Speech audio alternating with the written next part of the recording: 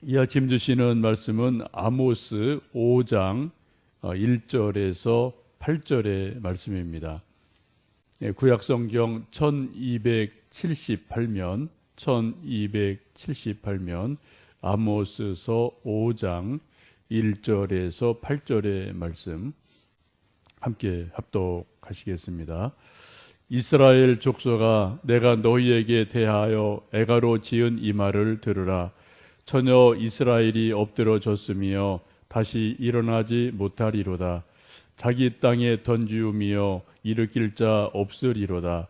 주 여호와께서 이와 같이 말씀하시되 이스라엘 중에서 1000명이 행군에 나가던 성읍에는 100명만 남고 100명이 행군에 나가던 성읍에는 10명만 남으리라 하셨느니라. 여호와께서 이스라엘 족속에게 이와 같이 말씀하시기를 너희는 나를 찾으라. 그리하면 살리라. 베델을 찾지 말며 길갈로 들어가지 말며 부엘세바로도 나가지 말라. 길갈은 반드시 사로잡히겠고 베델은 비참하게 될 것임이라 하셨나니 너희는 여호와를 찾으라. 그리하면 살리라. 그렇지 않으면 그가 불같이 요셉의 집에 임하여 멸하시리니 베델에서 그 불들을 끌 자가 없으리라. 정의를 쓴 쑥으로 바꾸며 공의를 땅에 던지는 자들아, 묘성과 삼성을 만드시며 사망의 그늘을 아침으로 바꾸시고 낯을 어두운 밤으로 바꾸시며 바닷물을 불러 지면에 쏟으신 이를 찾으라. 그의 이름은 여호와시니라. 아멘. 우리가 흔히 이제 말을 할 때 첩경이라는 말도 하고요, 지름길이라는 말도 합니다. 흔히 이제 부모들이 자녀들에게 말할 때 공부에는 왕도가 없단다. 그래서 꾸준히 해야 된다라고 말할 때가 있습니다. 왕도, 지름길, 첩경 다 같은 비슷한 말이죠. 그런데 우리 간만히 생각해 보면 우리 인생에, 특별히 우리 신앙에는 하나님 만들어 주신 첩경이 분명히 있습니다.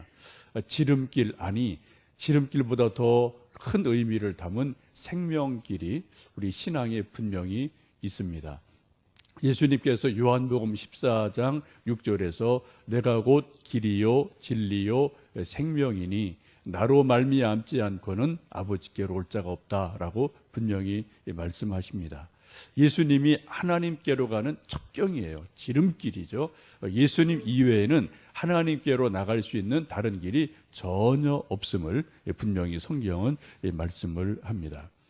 근데 사람들은 그런데 예수님께서 만들어 놓으신 그 길을 버리고 굳이 자기가 하나님께 가는 길을 찾겠다고 혹은 또 만들겠다고 이리저리 애를 쓰는 모습들이 이 세상에 참 많습니다. 수많은 종교들이고 소위 철학이고 자기 노력이고 이런 것들이 이 세상에 예나 지금이나 참 많습니다.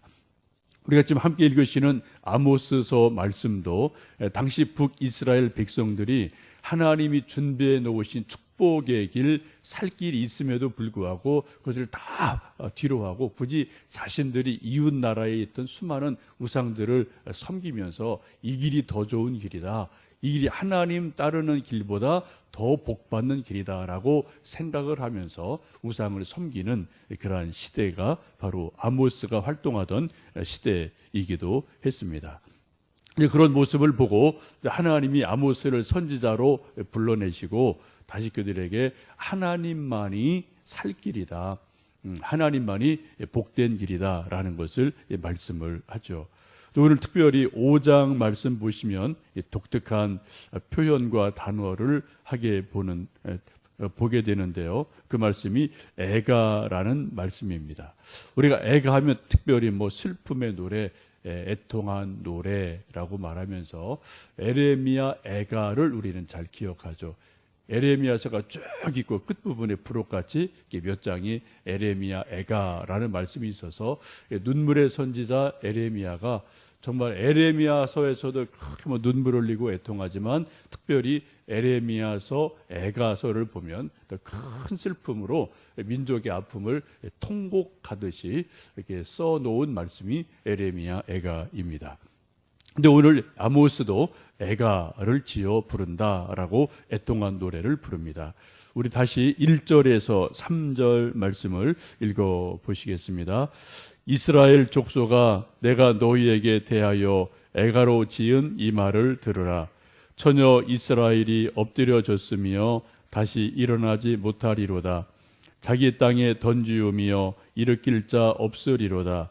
주 여호와께서 이와 같이 말씀하시되 이스라엘 중에서 1000명이 행군에 나가던 성읍에는 100명만 남고 100명이 행군에 나가던 성읍에는 10명만 남으리라 하셨느니라.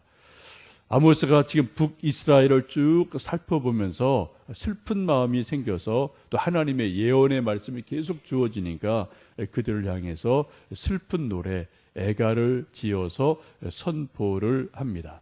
크게 두 가지 내용이죠. 이 애가는 에레미야 애가는 이렇게 상당히 그래도 길어요. 근데 이 아모스 애가는 아주 짧은 이렇게 2절, 3절 짧은 내용을 이제 가지고 있습니다. 애가의 첫 번째 내용은 2절 보신 것처럼 처녀 이스라엘이 엎드러졌다. 다시는 일어나지 못할 것이다. 이스라엘을 가르쳐서 아름다운 처녀로 비유를 하고 있는데 이 아름다운 처녀가 아가씨가 어떻게 꽉 넘어져서 다시는 일어나지를 못할 지경이 됐습니다. 이게 망했다는 거죠. 이게 앞으로 망할 거라는 거죠. 그러한 말씀을 합니다. 이어서 3절 보시면은 남자들에 대해서도 말씀을 하시는데 많은 이제 남자들이 1000명이 행군에 나가면 전쟁이 나서 1000명이 행군에 나가면은 어떻게 해요? 100명만 살아남는다. 100명이 나갔던 그러한 성읍 동네에는 10명만 남는다라고 말씀을 합니다. 우리도 뭐 6.25나 여러 전쟁을 하면은 대부분 남자들이 전쟁에 나가서 희생을 당하기 때문에 남자 수가 급감하는 그러한 일들이 일어나게 되고요. 특별히 제주도 같은 데도 이제 배들을 많이 타니까 한때는 뭐 삼다도, 삼무도 등등 이런 얘기를 하면서 남자가 적다라는 것을 이야기한 때도 있죠. 지금 아모스 애가를 통해서 지금 처녀 이스라엘이 엎드러져서 다시는 일어나지 못한다. 또 남자들이 전쟁터에 나갔다가 다 죽임을 당해서 아주 급감해서 10분의 1로 줄어드는 그러한 애통한 일들이 있다라고 말씀하시게 됩니다. 지금 우리나라 형편을 봐도 참 애가를 부르는 그러한 때이죠. 뭐 수많은 백성들이 정치인들이 넌 할 것 없이 뭐 이쪽이든 저쪽이든 다 애가를 부르면서 참 이게 어떻게 해야 되나 그런 슬픈 마음, 애통한 마음 그러한 노래들이 탄식과 한숨 소리가 이 시대에 있는 그러한 때를 우리가 살고 있어서 하나님의 긍휼을 구하고 우리 죄를 구하고 또 하나님의 긍휼을 구해야 되는 그러한 시대를 우리 모두 찾아가고 있습니다. 또 하나 우리 시대에 애가가 있다면 지금 당장 문제는 아닌데 제가 주일날도 잠깐 말씀드렸듯이 우리나라의 신생아 아기들의 수가 급감하고 있다는 그런 말씀입니다. 어제 어떤 자료를 보니까 통계청에서 자료를 냈는데요. 올해 신생아 탄생이 41만 3천 명이라고 집계가 됐답니다. 이걸 작년에 비하면은 2만 5천 명이 줄어든 거예요. 우리 생각에는 뭐 2만 5천 명이 뭐 얼마나 되나라고 생각할지 모르는데 엄청난 숫자입니다. 우리나라 인구가 뭐 2만 5천 명 주는 게 문제가 아니라 갓난아기가 줄어들므로 인해서 그것도 파급 부정적인 효과가 엄청나게 많이 이제 일어나게 되죠. 그 통계를 보면은 이 이제 소위 인구 통계를 낸 것이 공식적으로 일제 강점기인 1925년도에 처음으로 소위 이제 뭐 인구 통계를 일본이 뭐 여러 가지 이유 때문에 냈겠죠. 근데 그때 이후로 가장 낮은 출산율이 올해라고 합니다. 이거 엄청난 문제예요. 1925년 통계 이후로 가장 낮은 숫자다. 가장 많을 때가 1971년인데 102만 명이 조금 넘는 숫자였고요. 이것에 비해서 올해는 60%가 준 41만 명. 쉽게 말씀드리면 1971년도에 102명이 어린 아기가 탄생을 했는데 올해는 40명, 41명이 탄생을 한 거예요. 이게 반이하로 뚝 떨어지게 되고요. 이런 추세로 조금 더 가면 한 14년 후쯤 되는 2030년에는 한 20만 명으로 떨어질 거다라는 추산이 나오는 그런 정말 큰 어려움의 시대를 우리가 살고 있습니다. 앞으로는 우리 주변에서, 어쩌면 우리 집에서, 우리 아들, 딸 집에서 애들 웃음소리, 애들 울음소리를 들을 수 없는 시대가 곧 온다는 거예요. 이건 정말 국가적으로 엄청나게 큰 어려운 일이 되지 않을까, 그런 또 생각을 하게 됩니다. 지금 이 아모스가 애가를 부르면서 다시 하나님께로 돌아오면 살 길이 있음을 가르쳐 주고 있습니다. 우리 4절에서 6절의 말씀을 다시 한번 읽습니다. 여호와께서 이스라엘 족속에게 이와 같이 말씀하시기를 너희는 나를 찾으라. 그리하면 살리라.